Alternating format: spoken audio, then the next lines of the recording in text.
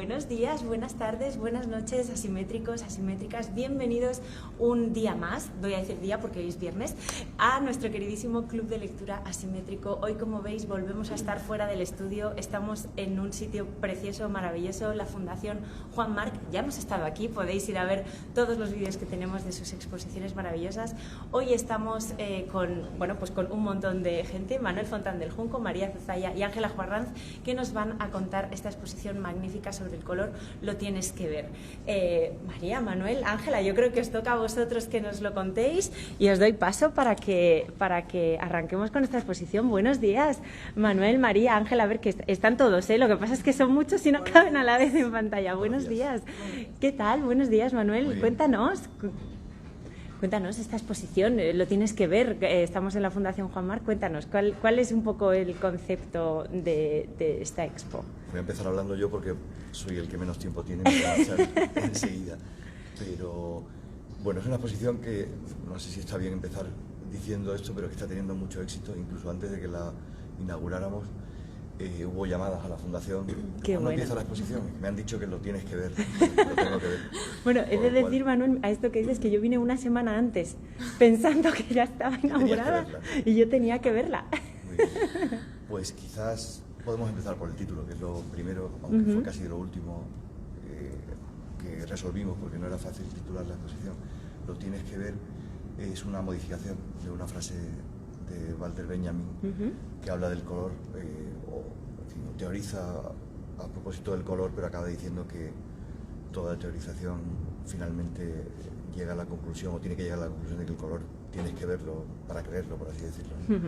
Y en vez de decir el color tiene que ser visto, pues lo hemos trasladado al español, llamándolo lo tienes que ver, y el subtítulo ya es más descriptivo y cuenta lo que la gente se va a encontrar en la exposición.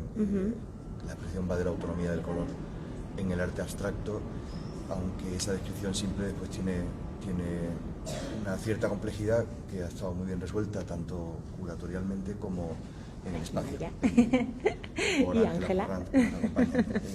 Ahora iremos viendo, pero no ha sido fácil, sobre todo porque queríamos huir de dar la impresión de que estábamos haciendo, como lo diría, una exposición temática sobre el color. Esto parece Callejeros Viajeros. Sí, Callejeros Viajeros. Sobre todo, si me voy a dar con alguna obra, pues por favor. Así que no sería la primera. Es una de las dificultades que ha tenido. No, me agarráis para que no me... Porque la idea inicial era cómo hacer una exposición sobre el color que no lo haga un objeto, que no lo objetualice, que no lo tematice, que no sea el equivalente en obras del siglo XX a una exposición pues, sobre bodegones del siglo XVIII. Es decir, cómo conseguir que el color, que es un acontecimiento, tome forma de exposición, incluso tome forma de publicación. Si después quieres, cuando terminemos en la sala, pues puedes filmar incluso el efecto que tiene el catálogo. El catálogo, fenomenal. Porque también está pensado desde ese punto de vista, ¿no? El catálogo y la otra publicación que acompaña la exposición. O sea, se trataba de responder al reto de si el color efectivamente, como dice Carlos Cruz Díez, sucede, es algo que pasa, no es algo secundario que las obras de arte adquieren una vez que están dibujadas o esculpidas. Cómo hacer una exposición que sea justa con esa realidad difícil, pero sin la cual no nos explicaríamos nuestra propia realidad, que es el color. Y el resultado de la exposición, que es la que vamos a ver ahora y la que vamos a comentar. Fantástico. Pues no sé por dónde queréis empezar, María. Yo creo que nos puedes contar quizá un poco el concepto curatorial y vamos pasando por estas obras magníficas que, por favor, insisto, paradme si me voy a chocar con alguna.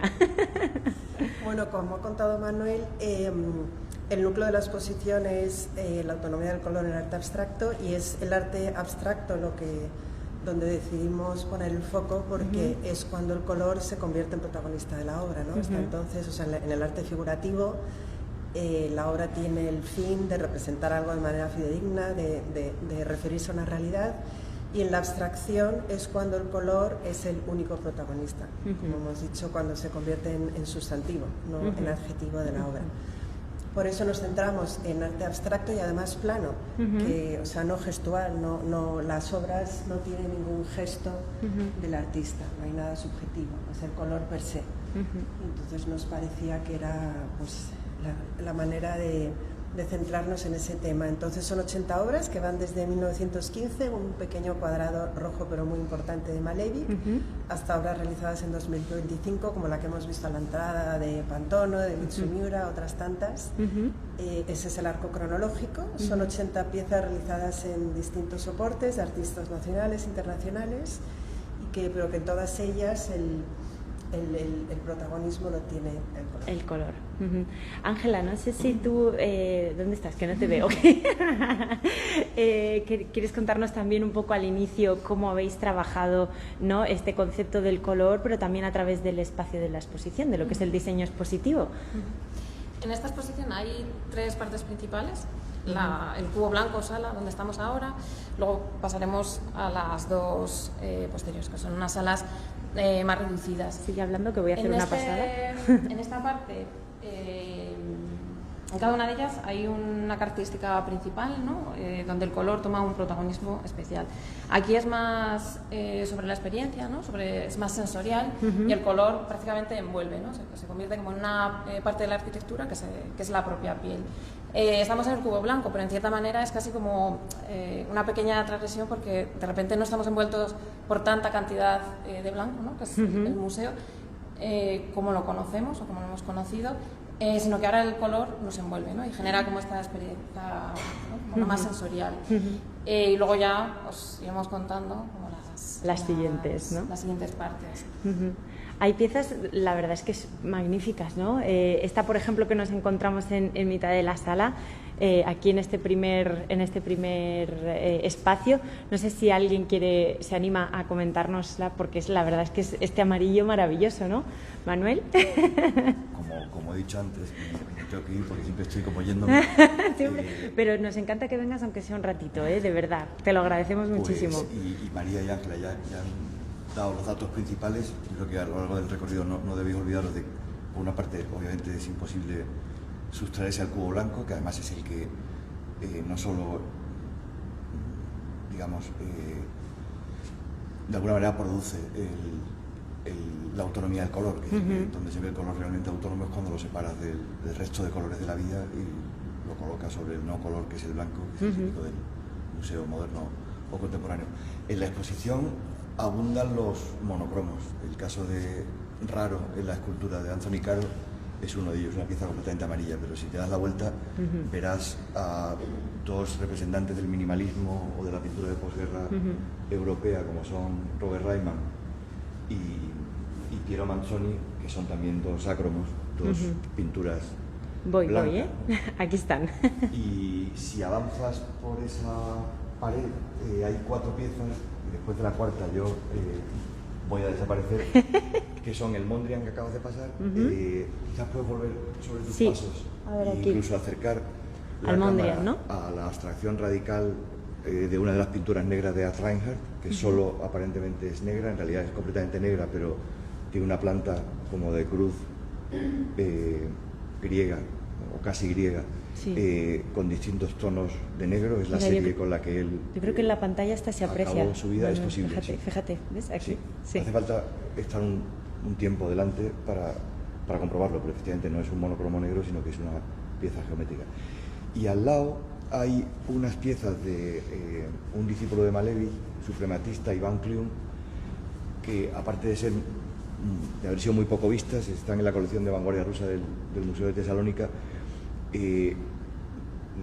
Ofrecen una pista, y es que después, cuando entréis en uno de los 2 gabinetes de los lugares especiales de la exposición, veréis que, aunque no se puede establecer una relación de causalidad, digamos, entre todas las disquisiciones de filósofos, artistas, físicos, empezando por Newton, pasando por Goethe y hasta Joseph Albers, que han teorizado sobre el color, sí ocurre que los suprematistas, probablemente algunos de los empleadores más radicales o los primeros empleadores radicales del color como sustantivo del arte, conocían esas disquisiciones y esos estudios. No veréis dentro un estudio a lápiz del mismo Kliun, hecho en Vitebsk, donde era alumno de Malevich, que recoge el diagrama, el círculo de color de Wilhelm Oswald, el premio Nobel de química alemán, que teorizó sobre el color. Y como decía María al principio, a veces hay que hacer de la necesidad virtud, y seguramente este pequeño Malevich, que es un cuadrado rojo sobre fondo entre tanto crema, porque el papel se ha oxidado, pues habla de una manera muy elocuente de la importancia que alcanzó el color, también la geometría, en el suprematismo. Hubiera sido mucho más obvio si hubiéramos conseguido que nos prestaran el cuadrado blanco sobre fondo blanco o el cuadrado negro sobre fondo blanco, pero a falta de esa pieza, esta, que es un papel muy fino, pues habla de la supremacía que alcanza el color alrededor de 1915 con los suprematistas rusos. Pues qué maravilla también, ¿no?, poder ver todos estos artistas. Manuel, muchísimas gracias por dedicarnos. Estamos seguras, pero muchísimas gracias también por estar con nosotros esta mañana. Muchas gracias, Manuel. Todavía hasta el 8 de junio va a haber la exposición. Exacto, lo diremos. Hasta el 8 de junio va a estar esta exposición aquí abierta, la Fundación. Y si quieren verla con un poco de tranquilidad, porque hay mucho público y hay partes de la exposición que a veces hay que guardar un poco de cola, coloramas, que ahora lo veréis, o el pequeño gabinete, al mediodía y a primera hora de las mañanas, durante los días de diario, hay más paz. Nos encanta esta pista, por favor, quedaos con ella y venid a verla, ¿no? Porque la tenéis que ver, efectivamente, como dice Manuel. Bueno, te invito, adiós. Gracias. Gracias, Manuel.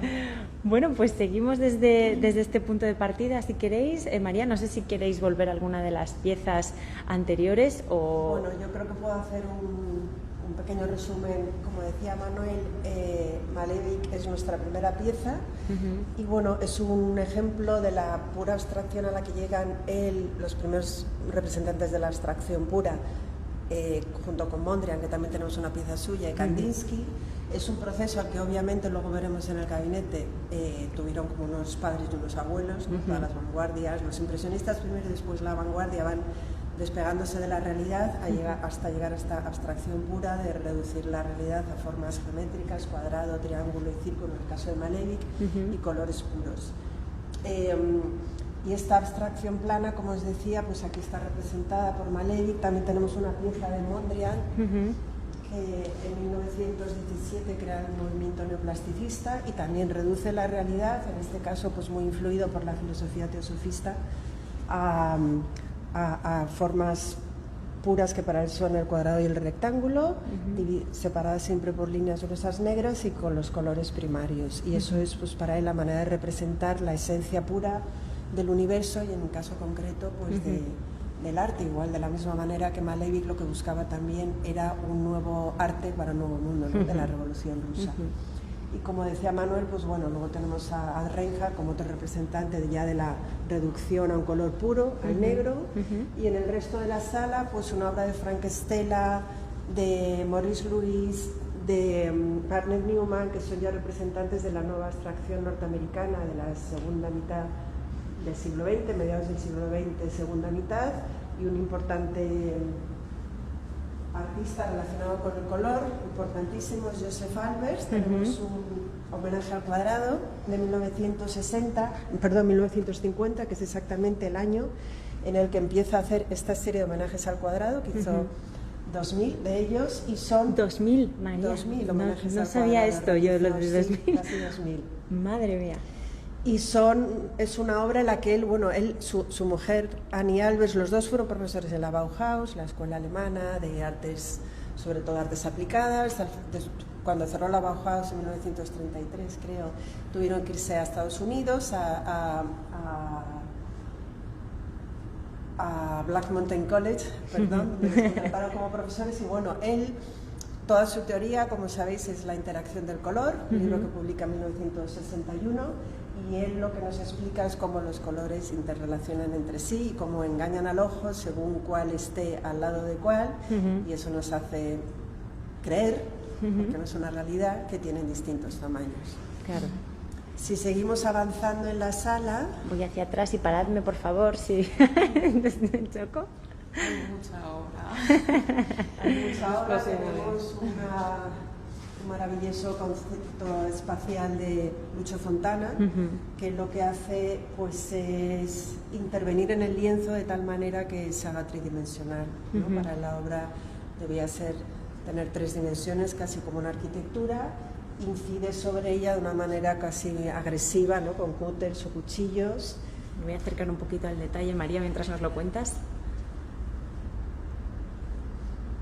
Y yo creo que podemos entrar ya en uno de los espacios de las 2 salas que hemos creado dentro de este cubo blanco de las 80 piezas de arte abstracto plano.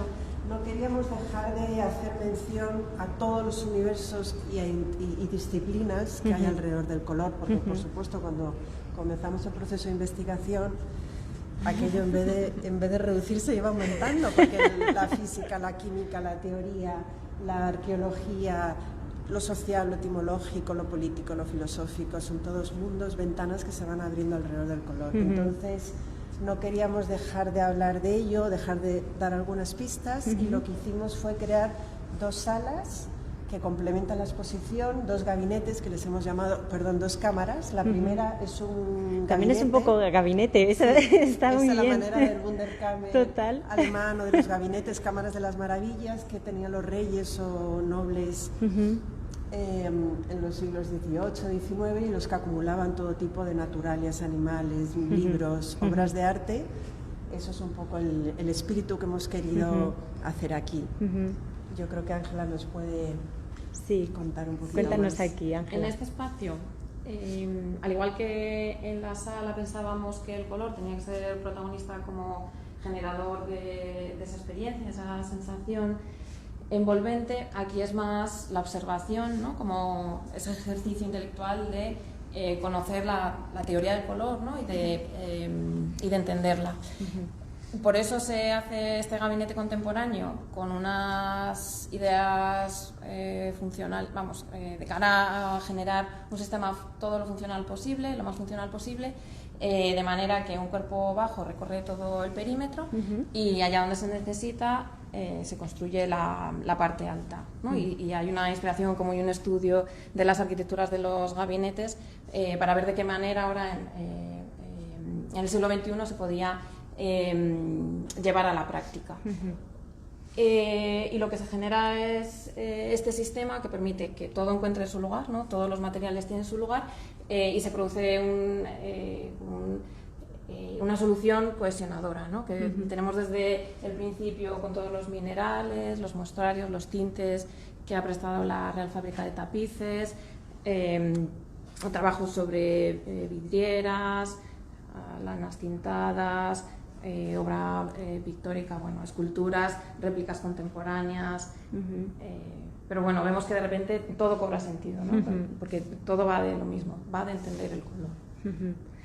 Esta parte, este círculo que yo creo que no nos lo podemos saltar, ¿no? Que es, perdón, que me están llamando, colgamos. Fuera. Esta obra, ¿no? Este libro es maravilloso. Además se ha utilizado un poco también como tema de la comunicación de esta exposición, ¿no? Que es muy bonito, y me gustaría si nos lo podéis contar un poquito. Es uno de los muchos círculos que tenemos en la exposición, porque Sí, así puedo hacer esto y levantar y te vemos a la vez. Sí. Adelante. Una parte muy importante de este gabinete son los libros, la colección que tenemos de libros sobre la teoría del color.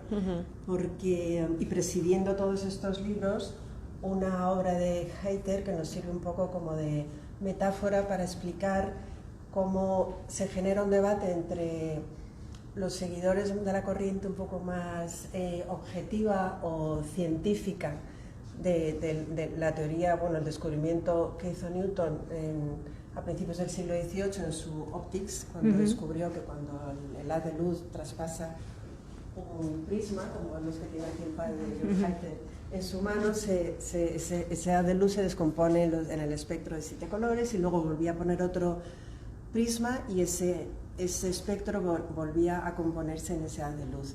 Ese descubrimiento, que fue importantísimo, genera toda una corriente de teorías a la que de alguna manera se van a oponer o a enfrentar los seguidores de corrientes más emocionales o más artísticas, como la de Goethe en su teoría del color, que le da mucha importancia a la emoción y también a la diferencia del color dependiendo de luces o sombras. Entonces se genera todo un debate en torno al color, y es un poco lo que representa esta obra y toda esta colección de libros increíbles como el que hemos visto antes.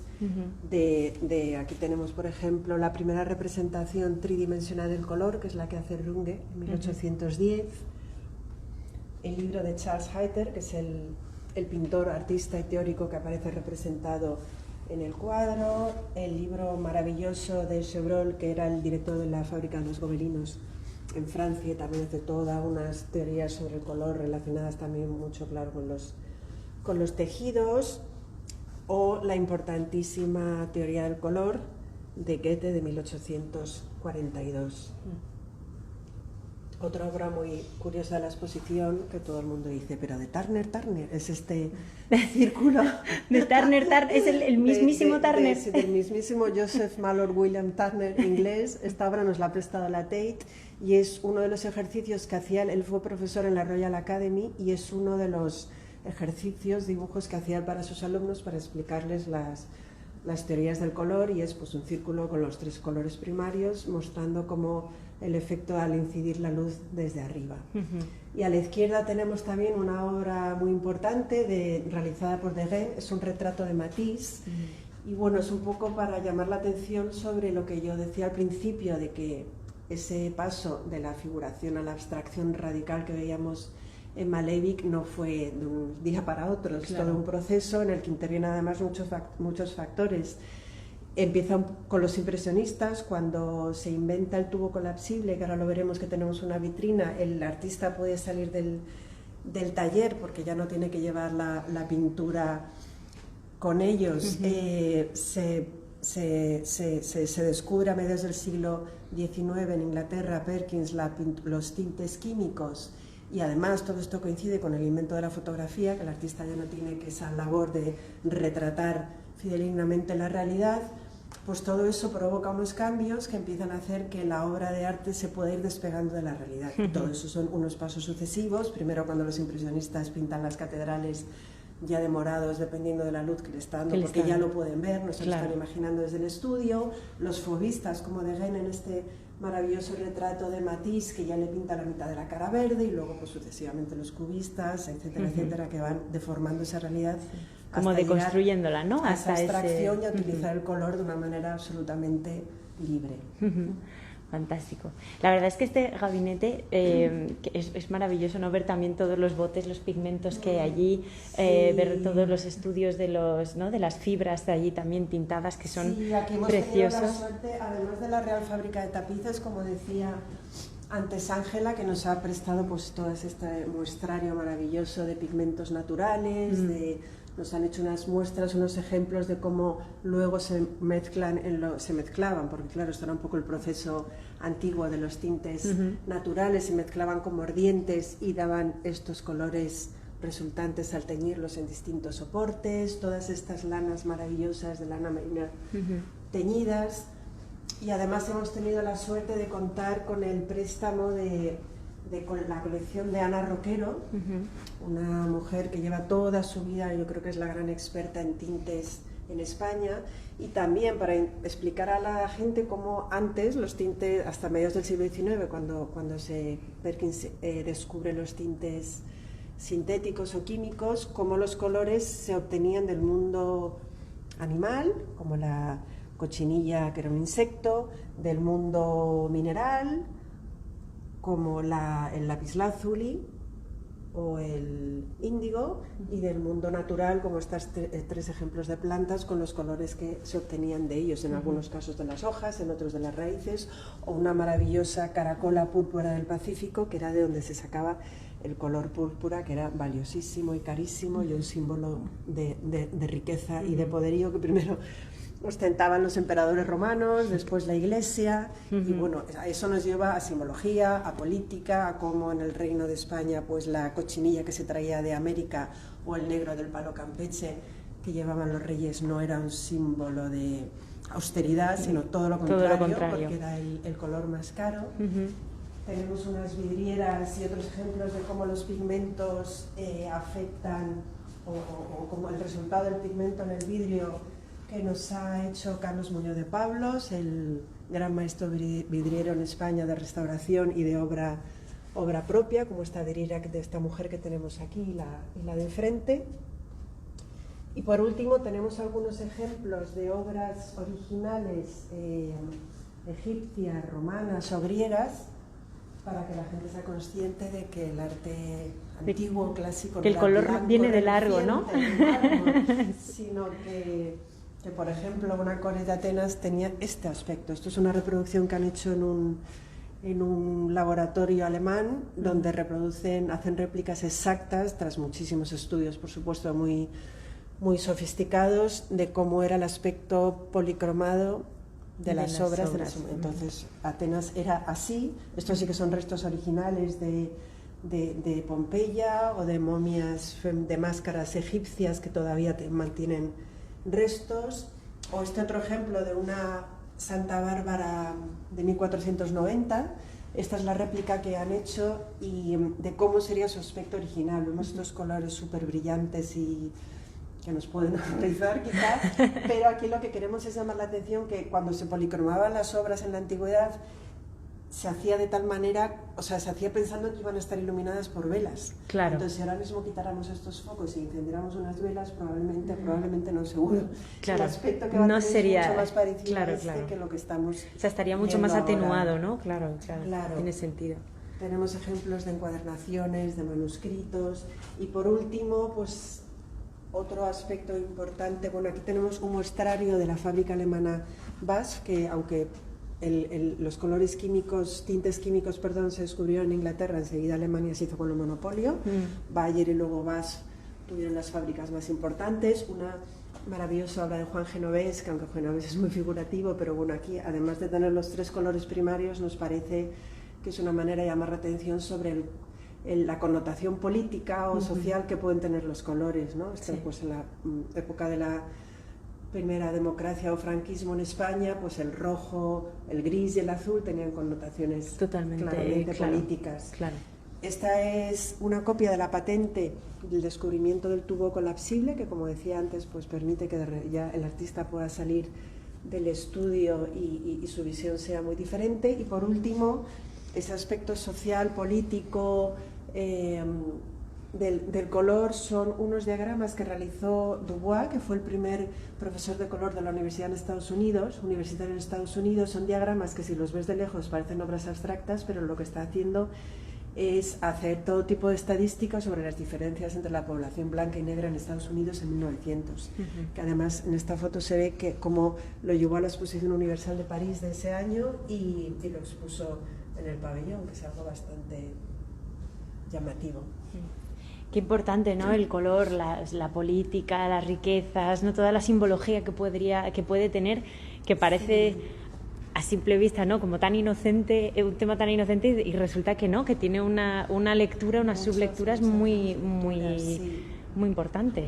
Y el otro espacio, junto con el primer gabinete, digamos, era la primera cámara analógica, la segunda es una cámara digital, en la que quisimos también explicar o llamar la atención sobre aspectos quizá más complicados, por lo menos para mí mucho más complicados de entender, que es toda la parte, sobre todo como física y científica del color, ¿no? Toda su relación con las ondas electromagnéticas, los rayos ultravioletas, porque el color, eso es algo que no sé si hemos dicho al principio, el color no existe.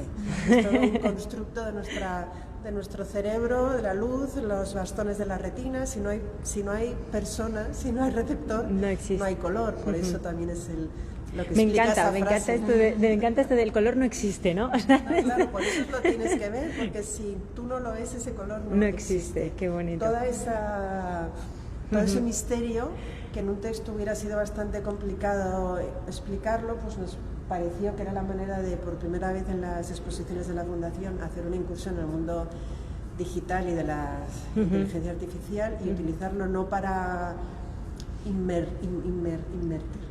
sumergirnos. No hacer una exposición inmersiva, sino expansiva, que es como la ha llamado Aníbal Santalla, el comisario digital. Pero nos puede explicar un poquito más, Ángela, sobre esto.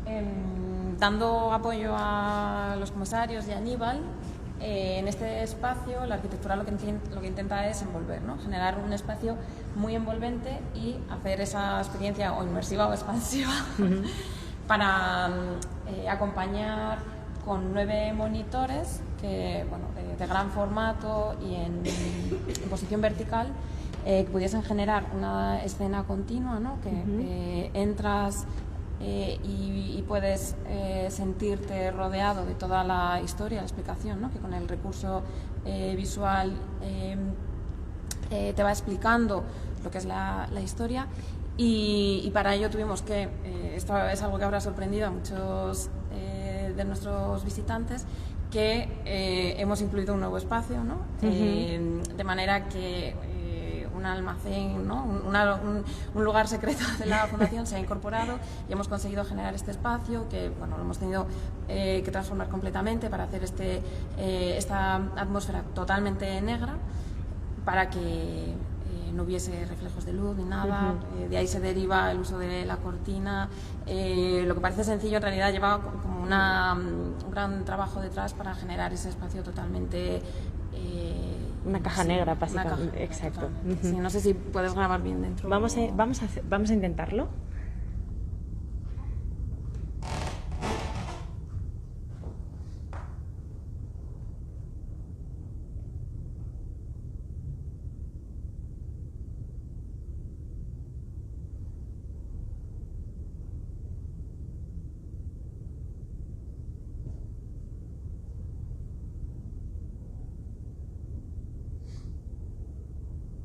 La verdad es que es un espacio chulísimo, ¿no, Ángela? Se genera también, bueno, hay un efecto como muy industrial, ¿no? Porque es ocupar un espacio que no está preparado para ser sala expositiva, pero se asume perfectamente, porque claro. Genera esta sensación de oscuridad total, que además en el vídeo yo creo que se capta perfectamente. Perfectamente. ¿No? Solo se ve la imagen. Bueno, Aníbal quería estar aquí con nosotras, pero está de viaje. Bueno, pues desde aquí le damos un abrazo. Si queréis, vamos a dejar esto como casi a los visitantes que vengan a verlo, y podemos seguir un poco con las obras, que por cierto nos hemos saltado aquí un par que yo creo, María, que un poco de velocidad. Sí, exacto, pero bueno, yo creo que yo os pediría que por ejemplo, nos lo contéis, porque Esta obra es increíble, es una obra de Felipe Pantone, un artista hispano-argentino que vive en Valencia, tiene ahí su taller, y lo que nos habla es de la sustracción del color, ¿no? De cómo el color se puede explicar desde la luz o desde la sustracción. Son tres planchas de metacrilato con los 3 colores primarios, el azul, el rojo y el amarillo, con el cian, magenta y amarillo que cuando ellos 3 se superponen, pues obtenemos el negro. Esa es la propiedad sustractiva del color, que es un poco... Qué maravilla. Yo que he estado en la exposición llena de gente, es maravilloso cuando la persona del museo hace este ejercicio, la gente se queda totalmente clavada delante de la obra, porque la verdad es que es maravilloso, y menos mal que pone el cartel no tocar, porque todos vamos a intentarlo. El título es variabilidad sustractiva circular. Claro, claro. Y yo quiero de esta, por favor, habladme de esta. De esta obra de Anish Kapoor, es bastante difícil de comprender, ¿no? Tendrían que venir aquí todos los oyentes para percibirla, porque es muy difícil entender que la concavidad que realmente tiene, aunque ya lo he desvelado. Nos has hecho spoiler. Es una profundidad sí. Que el ojo no lo puede procesar, ¿no? Exacto. Aquí ahora mismo de frente, que fue lo que me pasó a mí cuando vine de frente, la entendí totalmente plana, hasta que desde el otro lado de la sala me giré para mirar la otra obra que hay aquí, que nos vamos a parar, y descubrí el truco que tenía, ¿no? Voy a pasar por la rampa mientras y así se lo descubrimos a los... Fijaros, este es el truco, ¿no? Sí, además es un esfuerzo también por parte del técnico de iluminación, de Carlos Alzueta, porque había unos requisitos que imponía Anish Kapoor, como indicaciones expositivas que no se podían generar sombras dentro del cuerpo. Y eso es muy complicado porque no podía dirigir focos directos, tenía que generarse un espacio protegido relativamente en sombra para que nadie le afectase. Y también es un esfuerzo estructural porque es de repente este cuerpo que pesará, bueno, llegamos a pensar en que íbamos a exponer una de 1 tonelada, ¿no? ¡Madre mía! Esto ya es un punto intermedio, pero claro, tiene que haber un soporte detrás que Claro, claro, eso que dices de la luz tiene mucho sentido, porque en el momento en el que le da luz por dentro, empieza a entrar el espacio entre, ¿no? Por dentro y desde arriba, o sea, si lo hubiéramos iluminado como cualquiera de las otras obras, claro, daría sombra hacia la pared. Entonces ahí ya está Total, que juega haciendo referencia a una obra real, y lo que realmente quiere Anish Kapoor, que tiene mucha carga espiritual también en su obra, es que la sensación sea de agujero, de vacío, de no existencia de pieza. Entonces, si no hay sombra, pues eso se manifiesta mucho más claramente. Bueno, pues que sepáis que conmigo funcionó totalmente, porque no lo vi hasta que no llegué al otro lado de la sala. Bueno, ¿por dónde queréis seguir? Porque claro, cada pieza yo creo que podríamos estar casi 1 hora con cada pieza, pero no sé si os queréis parar en alguna concretamente. Bueno, pues aquí tenemos, por ejemplo, una pieza de Guillermo Mora, que es un artista también español, que se llama Casi 4, son casi 4 metros de pintura que él extiende en el suelo y luego envuelve, atándolo con unas gomas. Por tanto, es como el color atado, envuelto, el color atado, que es una forma también bonita de verlo. O esta pieza de David Magan, que recoge halos de luz, ¿no? Son halos de luz, son planchas también de metacrilato con distintos colores, y que según la movilidad del espectador, la iluminación, pues dan unas sensaciones lumínicas y de color increíbles, y relacionado con otros muchos aspectos teóricos del color. Las 2 fotografías de Sugimoto, tituladas Optics, en referencia a la óptica de Newton que veíamos antes, que habéis visto, de la que hemos hablado en el gabinete, que lo que ha hecho Sugimoto, que normalmente en su obra es en blanco y negro, ha creado un prisma gigante y fotografía ese haz de luz cuando pasa por el prisma gigante y se divide en el espectro de colores. Entonces esto es toda una serie, solo tenemos 2, la que recoge pues el azul y el rojo, diría yo. Bueno, que hay más, entonces decís, yo pensaba que eran... Es una serie entera, no nos hemos podido traer todos, pero es exactamente la, son versión en fotografía. Sí, pues son apabullantes, de ¿no? La teoría de Newton. Bueno, y esta que tenemos a nuestra espalda, que yo creo que también no es otra de las... Bueno, todas son joyas, pero esta a mí me llamó la atención. Fue precisamente aquí cuando descubrí el truco de la obra de Anish Kapoor, que me di la vuelta y vi, ¿no? Bueno, ¿qué tenemos aquí en esta arena azul Klein, ¿no? Es una instalación realizada con pigmento de azul Klein, de Yves Klein, una lluvia. Yves Klein fue un artista casi ya conceptual, minimalista, que él era de Niza, en Francia, y estaba obsesionado con el azul del cielo y del mar. Entonces su búsqueda del azul no conseguía el azul exacto que él quería, y al final pues fue a París y con un químico especialista en colores consiguió ese azul que patentó en 1960, creo que fue, y que todos conocemos como el azul Yves Klein.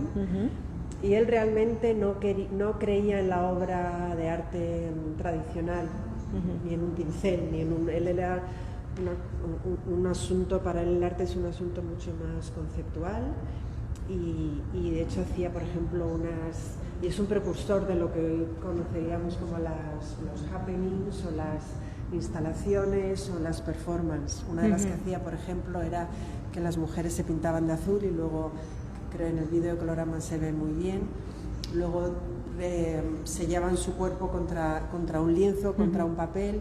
O sea, el azul se convierte como en un concepto. También tenemos obras de artistas latinoamericanos como Carmen Herrera, una mujer que llega a Estados Unidos a mediados del siglo XX, cuando el expresionismo abstracto está en todo su auge, y por supuesto su obra no se entendió hasta mucho después. De hecho, vendió sus primeras obras con 80 y pico años. Madre. Y estuvo trabajando hasta los 100, no sé, se murió hace no mucho, con 102 o 103 años. O esa obra totalmente magnética, hipnotizante de Geiger.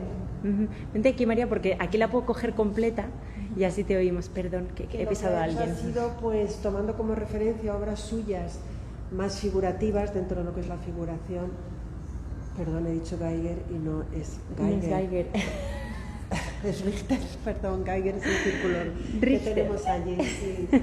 Richter, el artista alemán, que no suele hacer una obra tan abstracta, pero aquí lo que hizo fue toda una serie trabajando con medios digitales y partiendo de la paleta de obras suyas más figurativas de los años 80, sacar esos hilos de color y crear estas obras inmensas hechas, como decía, con medios digitales. Ángela, ¿nos hablas tú de la cromosaturación? Sí, esta obra de Cruzies, que también genera un espacio en el cual podemos sentirnos como una sensación inmersiva. Las pautas que nos daban era la división de todo el ámbito en 3 zonas, y el efecto se genera por un conjunto de tubos LED que ellos tienen muy estudiados en cuanto a la intensidad que se necesita y potencia de los focos, y luego los filtros de luz que se requieren. Además, se necesita que el espacio envolvente sea completamente blanco, ¿no? Teníamos que transformar el color del suelo, proteger cualquier otro detalle que hubiese para que se generase totalmente estos 3 ámbitos de color. También incidían en que se formasen los cubos. En otras instalaciones de Cruzies tienen espacios más sustanciales con bancos en el suelo. Mira, estamos teniendo suerte porque la pantalla no vibra mucho, pero estoy intentando ir con mucho cuidado para que se puedan hacer una idea del juego de color. Las recomendaciones que dan son de estar 5 minutos en... Sí, conceptualmente, bueno, Carlos Cruzies, que era un artista venezolano que vivió también hace pocos años, que vivió casi toda su vida en París, y él se pasó su vida estudiando el color, y su lema o su frase importante era: el color sucede. Esto quiere decir que el color es algo que ocurre, un suceso, un fenómeno, no es algo que necesite tener un soporte físico para que ocurra. El color es algo que ocurre en el espacio y en el tiempo, pero no en un soporte. Y entonces, con esa idea en la cabeza, creó en 1950, que fue cuando hizo las primeras cromosaturaciones, que fueron como una especie de cabinas de teléfono en París, en la Plaza de l'Odéon. Y la idea es que ahí el visitante, su retina se satura de un solo color, que es algo a lo que no estamos habituados, siempre estamos viendo distintos colores a la vez, y por tanto la experiencia va a ser muy diferente. Entonces, en teoría, hay que quedarse 5 minutos en cada cubículo de un color, y después de ese tiempo tu cerebro, tu retina se va habituando a estar solo recibiendo, a saturarse, por eso se llama cromosaturación, de un solo color, y finalmente dejas de ver ese color. Esa es un poco la verdad es que historia. Y además él defendía mucho, la democracia del arte, que las personas no necesitaban tener un bagaje o una formación cultural o artística para tener la experiencia del arte y del color en concreto. Entonces, para él también debía ser algo que la gente pudiera entrar y que le ocurriera, ¿no? Que le sucediera. Sí, mira, desde este lado no vibra nada y puedo sacar hasta los cubos, ¿no? Flotantes. ¿Qué magia? Esto es magia, ¿no? Bueno, sé que no es magia, pero... Sí, pero todas las posiciones es magia, porque son efectos de color, total, ¿no? sí. En unas obras suceden de unas maneras u otras. Es que fijaros que encuentros, mira, en la pantalla, o sea, tenéis que venir a verla aquí porque lo tenéis que ver. Yo me he quedado con ese eslogan, pero fijaros en la pantalla ya solo los juegos que aparecen. Pero aquí el espacio es de verdad realmente mágico, y os animo a todos y a todas a que vengáis a vivir esta experiencia del color. Me voy a dar la vuelta porque vamos a pasar ya a la última sala, si no estoy mal, si no me equivoco. Me da mucha pena porque está siendo una exposición maravillosa. No sé por dónde queréis empezar o terminar en esta. Muy bien. Esta última sala son artistas, es obra ya prácticamente de estos últimos años en distintos soportes. Y esta, por ejemplo, que creo que es muy importante porque es una obra de un artista salvadoreño, Rafael Díaz. Bueno, él es artista y médico. Y es una pieza que su sitio es el Gregorio Marañón, está en el Hospital Gregorio Marañón, en una sala donde se hacen los PET scan, perdón. Y bueno, Rafael Díaz es un artista y médico, como decía, que está muy comprometido con el asunto tan importante de la humanización de los espacios hospitalarios, apoyándose pues en otro de los aspectos, como decíamos al principio, del color, ¿no? En su valor, que está absolutamente probado y clarísimo, el valor y la carga psicológica y el poder que tiene para hacernos sentir mejor o peor. Entonces, esta obra que se llama Génesis, es un políptico y es la tabla periódica. Y está puesta en la sala del PET scan de tal manera que las personas que están metiéndose en el tubo para que le realicen esa obra, y que es un momento de mucho estrés para ellos, se les pide que se fijen en un color y bueno, pues que piensen en los recuerdos, en las emociones que le genera ese color. Y entonces, aparte de ser una obra que plásticamente es magnífica, tiene esa una componente, otra vertiente, ¿no? Muy importante del color. Qué maravilla. ¿Me habláis de esta también, por favor? Porque es maravillosa, así como has entrado. Esto es una fotografía. De fotografía teníamos una que nos hemos pasado antes de Tillmans, también las de Sugimoto que hemos visto antes, y esta obra de Thomas Ruff, que Thomas Ruff hace más obra más retratos y fotografía figurativa, quizás lo que más se conoce.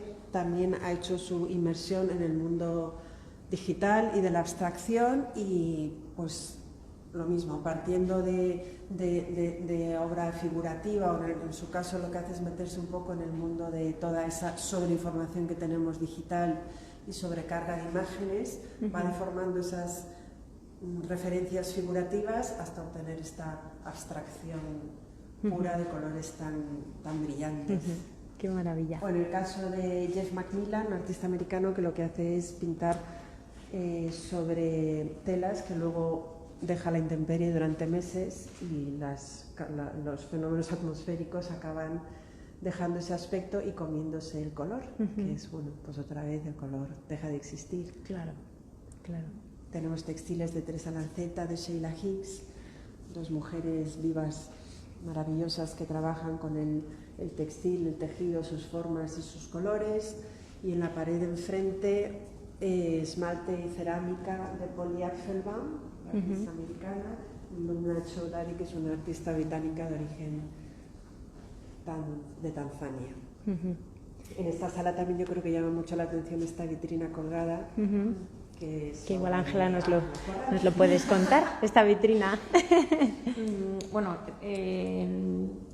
esta parte, seguimos en la sala blanca, sí que necesitábamos incorporar un espacio que recogiese libros de artista, que no fuese invasiva, pero en esta pieza suspendida conseguimos recuperar y recoger todos los libros, o aportaciones también del color, de menor formato, y que van acompañando, por ejemplo, esta obra de Klein, ¿no? Que es,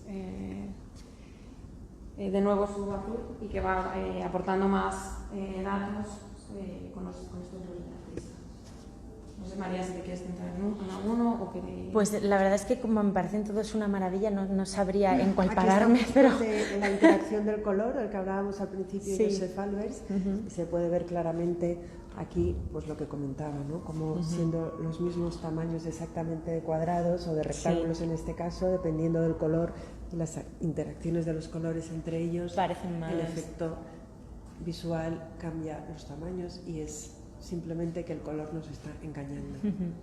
Y bueno, para terminar la exposición tenemos dos obras, 4 lienzos de Eloy Bermoset y esta obra magnífica de Iturralde, que es un artista español.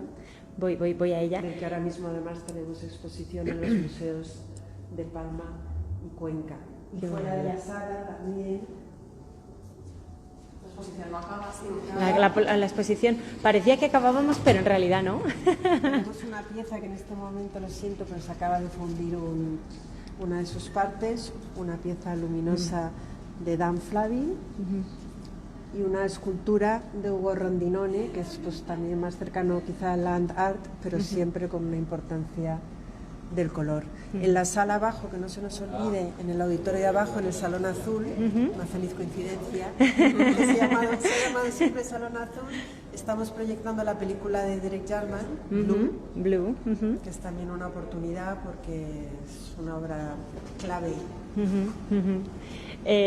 Pues la verdad es que ha sido una exposición magnífica. Una última cosa, que es este detalle de estos 4 lienzos, que son 4 efectivamente, que se asoman ahí, que no es que sea naranja solamente, y lo vais cambiando, ¿verdad? Sí, porque hay que venir 4 veces a ver la exposición exacto. para ver esos 4 colores.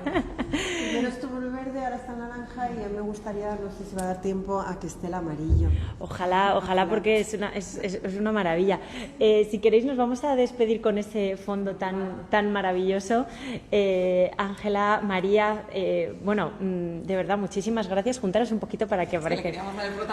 Sí, pero es que quedáis o sea, está fenomenal este encuadre con ese rosa intenso que hay detrás de vosotras ahora mismo. Os quiero agradecer muchísimo a las dos. 8 de junio. 8 de junio, eso iba a decir, porfa, vamos a decir cuándo se termina esta expo. 8 de junio, domingo 8 de junio, Fundación Juan Marc, muchísimas gracias. 77. Castelló 77, muchísimas gracias. María, Ángela, también a Manuel, que ha estado con nosotros al principio de la sesión. Y nada, nos vemos muy prontito. Gracias por esta maravilla porque tenéis que venir, porque lo tenéis que ver. Muchísimas gracias. Chao.